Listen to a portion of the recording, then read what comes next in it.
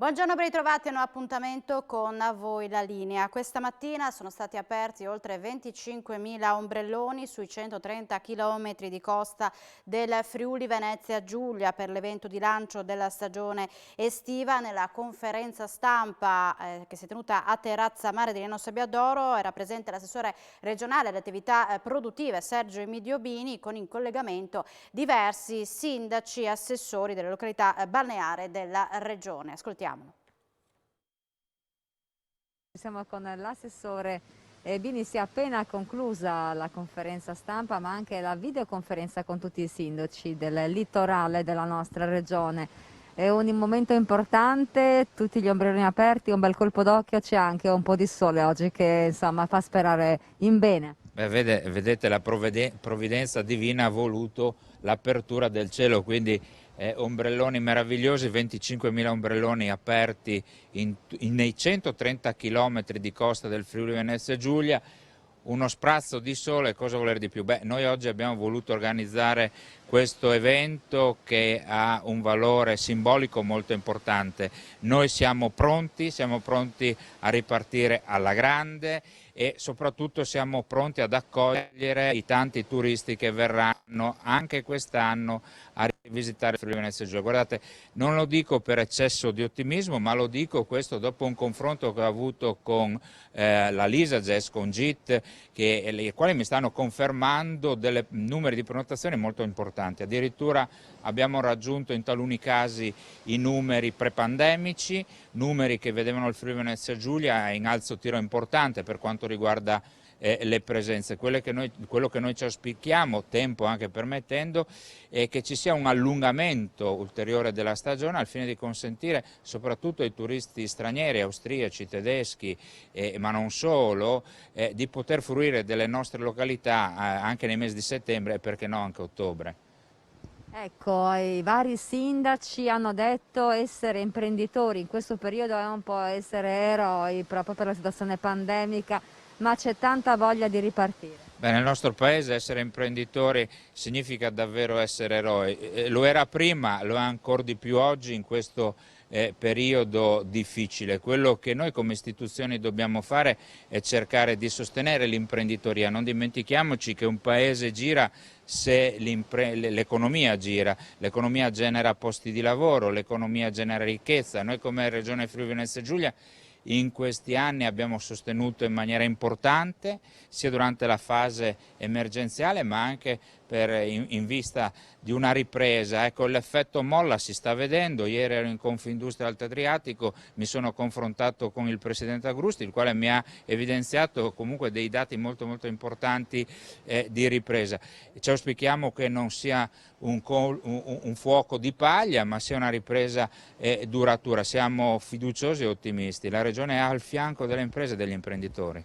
Entrare in spiaggia ai tempi della pandemia, test, tamponi, vaccini, come siamo? Ma allora, guardate, noi abbiamo avuto già lo scorso anno il banco di prova, quindi abbiamo messo a terra dei regolamenti attuativi, abbiamo, come dire, messo in pista una macchina organizzativa importante. La Regione Friuli Venezia Giulia si è dimostrata come una regione assolutamente sicura. La percezione è che i turisti quest'anno sapranno già un po' come presentarsi con le dovute, ci mancherebbe altro, attenzioni, però come dire, garantiti da un servizio sanitario regionale molto valido e soprattutto da un'offerta di servizi delle nostre spiagge, delle nostre comunità altrettanto valido e sicuro. Quindi Regione Friuli Venezia Giulia è regione sicura dove poter trascorrere le proprie vacanze. Ecco, non solamente spiaggia ma anche ricordiamo i marina del Friuli Venezia Giulia. Marina sono importanti, il confronto è stato altrettanto importante e costruttivo in questo periodo, anche lì numeri in crescita, numeri caratterizzati dal segno più. Guardate, la barca è un mezzo assolutamente sicuro, più isolati di così, quindi numeri in crescita, investimenti che vengono portati avanti con molta tenacia dagli imprenditori. Torno a sottolinearlo, a costo di stancare. Friuli Venezia Giulia, terra ospitale, terra e regione che sta investendo milioni e milioni di euro al fine di garantire ai nostri turisti, come dire, servizi all'altezza, servizi moderni, servizi sicuri. Un progetto della Caritas diocesana di Concordia Pordenone, la comunità e la dimora, è stato scelto dalla CEI come uno dei testimoni della campagna per l'8 per 1000 alla Chiesa Cattolica, un'iniziativa di accoglienza raccontata dal direttore della Caritas, dal parroco dell'Immacolata, da operatori e ospiti.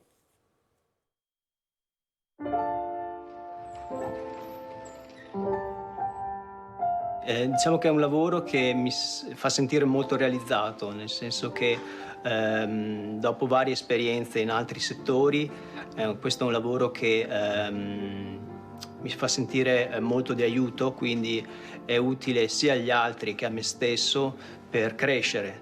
Quindi le persone qui ricevono appunto un pasto, un posto dove dormire e una persona che li aiuti, li ascolti.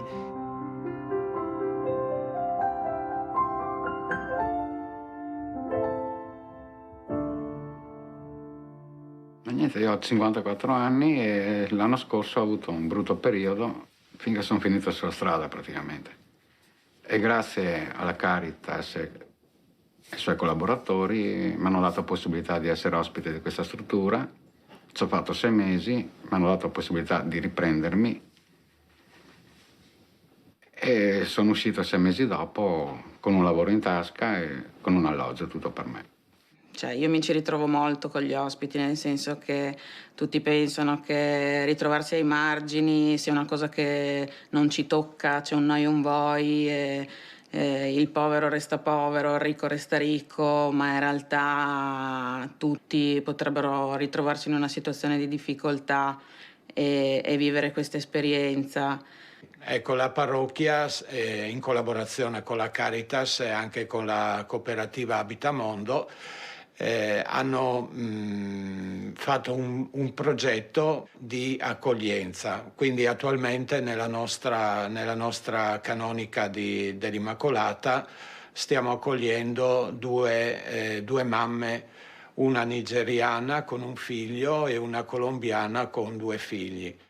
Chi vive situazioni di difficoltà ha bisogno del contatto, ha bisogno della vicinanza anche fisica, ha bisogno di potersi scambiare a pochi centimetri le opinioni, gli occhi, gli sguardi, e questo la pandemia non ci consente di farlo, proprio per questioni, diciamo così, di sicurezza.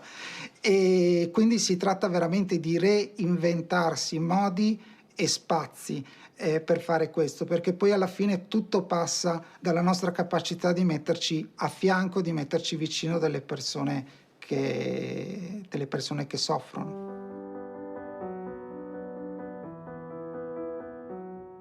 L'appoggio dell'8 per 1000 ci ha consentito intanto di mettere in campo strutture anche fisiche dove fare accoglienza, di far sì che delle strutture fisiche si trasformino in appunto dimora. Ci ha consentito di mettere vicino anche quelle attività di supporto che non è solo la fornitura del pranzo, ma anche l'attività di accompagnamento, l'attività di avvio di tirocini formativi, e ci ha consentito anche poter pensare tutto questo in un'ottica di appunto progettualità.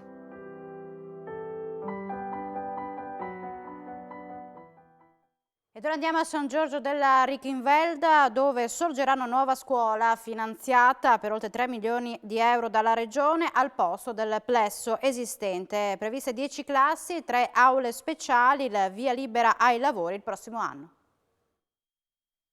Una nuova scuola per San Giorgio della Richinvelda, costruita da zero al posto di quella esistente, che attualmente vede 330 alunni iscritti. Un progetto green che guarda al futuro, che ha ottenuto il finanziamento dalla Regione. Nei giorni scorsi mi è arrivata la lettera che tutti i sindaci si aspettano nel mandato amministrativo, ovvero la lettera dell'assessore alle infrastrutture e territorio che mi comunicava che era stata approvata la richiesta che il comune di San Giorgio della Richinvelda aveva inoltrato alla regione per la costruzione della nuova scuola elementare De Amicis. 3.264.000 euro che permetteranno a quel sogno di diventare realtà.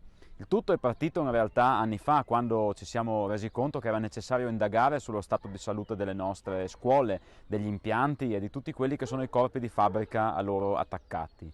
Abbiamo realizzato poi con le risorse comunali proprie un master plan che ci dà la fotografia di come ricostruire il nostro complesso scolastico.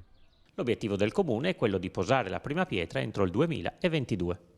La prima fase, quella più importante, è quella della realizzazione di una nuova scuola elementare De Amicis. La nuova scuola, di cui abbiamo già il progetto preliminare, avrà 10 classi, sarà costruita su 2 piani, avrà 3 aule speciali e tutto uno spazio legato alla parte amministrativa dell'istituto comprensivo. La nuova scuola sarà sostenibile dal punto di vista energetico, sarà antisismica e allo stesso tempo sarà anche minimale e verrà costruita direttamente da zero in questo spazio che è appunto il giardino dell'attuale scuola che vedete alle mie spalle e che sarà successivamente poi demolita. Il tutto verrà fatto senza intaccare la normale attività didattica dei nostri bambini. È una soddisfazione questa che porto e condivido con tutti voi e il ringraziamento va ovviamente a chi insieme con me è riuscito a permettere tutto questo, in primis la Regione Autonoma Friuli Venezia Giulia e in seconda battuta i tecnici del Comune di San Giorgio. La puntata di A Voi la Linea termina qui, vi ricordo infatti che questa e anche la prossima settimana alle 13 va in onda la trasmissione In Giro, striscia quotidiana dedicata ai luoghi del Friuli Venezia Giulia che saranno attraversati dal Giro d'Italia tra il 22 e il 24 maggio. Grazie per l'attenzione e buona giornata.